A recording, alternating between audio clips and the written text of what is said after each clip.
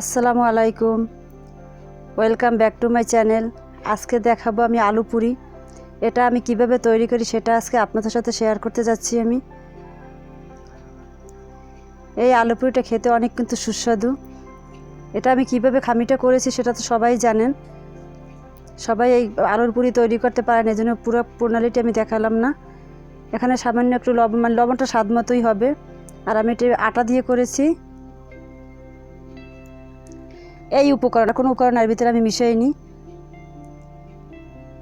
আপনারা চাইলে এর ভিতরে একটু লাল মরিচের গুঁড়ো দিতে পারেন, কিন্তু আমি সেটা অ্যাড করে নিলাম না আজকে। আমি মাঝে মাঝে এরকম করে করি, কিন্তু আজকে সেটা করলাম না। এখন লুচিগুলো কেটে নিচ্ছি একটা একটা করে।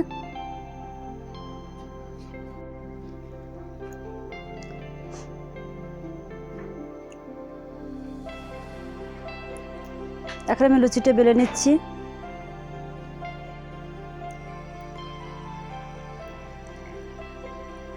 এখন আমি একটা একটা করে লুচিগুলো বেলে নেব।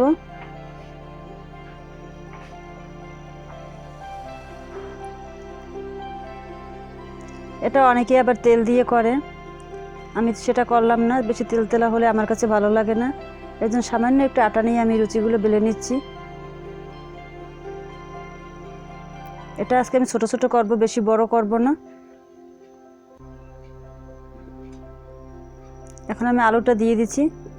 আলুটা কিন্তু আমি একটু মরিচ দিয়ে, একটু পেঁয়াজ দিয়ে আমি মানে আলু যেভাবে ভর্তা করে সেভাবে ভর্তা করে নিয়েছি। অনেকে পেঁয়াজ দেন না এর ভিতরে, আমি আজকে পেঁয়াজ দেইনি এর ভিতরে, শুধু মরিচ আর লবণ দিয়ে আলুটা মেখে নিয়েছি।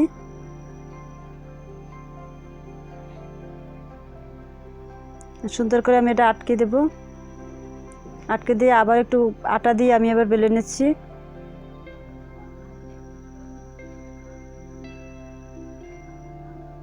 এখন এটা আলতো হাতে করতে হবে, বেশি এটা চাপ দেওয়াছি আমি।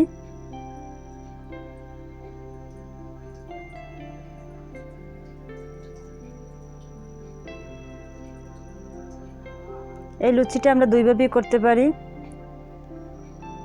একটা শুধু তেল দিয়ে, আবার আট বেলার সময় আবার আটা বা ময়দা যেটা দিয়ে করি সেটা দিয়ে করা যাবে। আবার অনেকে বড় বড় করে, কেউ ছোট ছোট করে। আমিও করি, 2-3 ধরনের করি আমি। আজকে আমি ছোটোগুলোই করে নিলাম। এখন আমি বাজার জন্য চুলায় চলে আসলাম।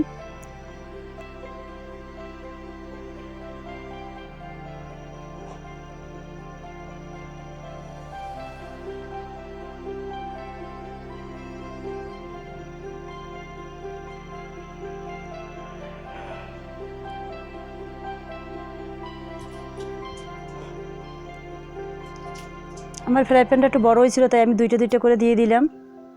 আমি চাইলে এখানে আরেকটা দিয়ে দেওয়া যায়, দিতে পারি, কিন্তু আমি দিলাম না।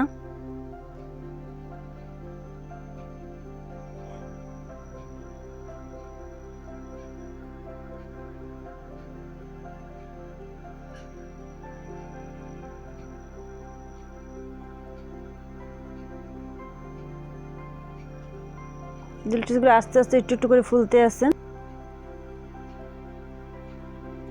এই যে আমার লুচিগুলো হয়ে গেছে, গোল্ডেন কালার হয়ে গেছে। এখন আমি তুলে নিচ্ছি। এই লুচিটা তরকারি দিয়ে খেতে অনেক মজা। আমরা যে নতুন আলু ওঠে সেই আলু যদি রান্না করি, আলুর দম আমরা বলি, সেটা দিয়ে খেতে ভালো লাগে। আবার মিষ্টি দিয়েও খেতে ভালো লাগে, যে যেটা দিয়ে খায়। আর চা তো অবশ্যই।